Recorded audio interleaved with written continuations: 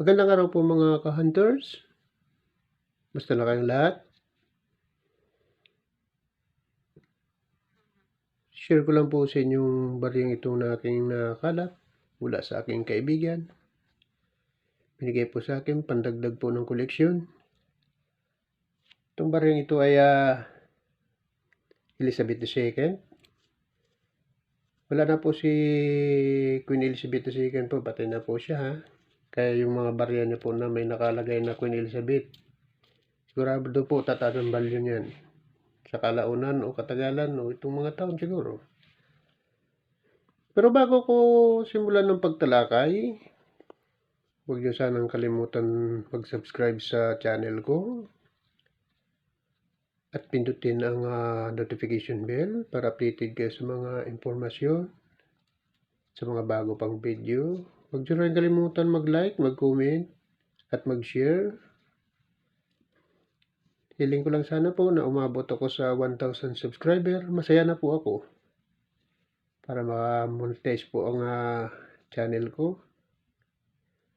Yan lang pong aking hangad na umabot man lang ng 1,000 po.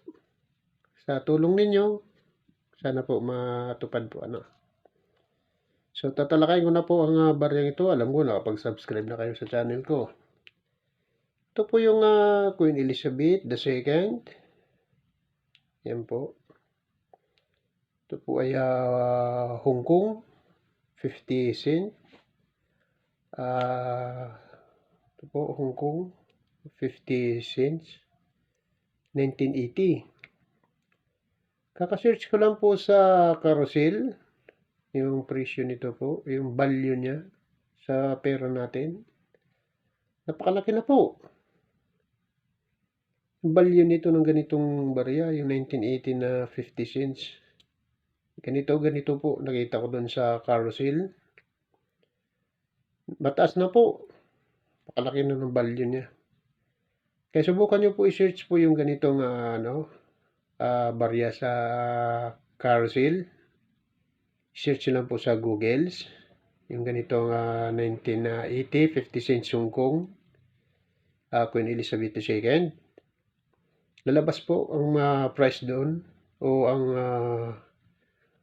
value nito. Malaki na po, malaki na. Pakalaki na ng value niya. Patuloy pa itong tataas ang value nito kasi wala na po si Queen Elizabeth II. Kaya magkakaroon na po ng value yung mga barya niya. Itong barya na nakasulat na pangalan niya. So, sana po huwag niyong kalimutan na mag-subscribe sa aking channel mga ka-hunters. Sana po mapanood yung video ito.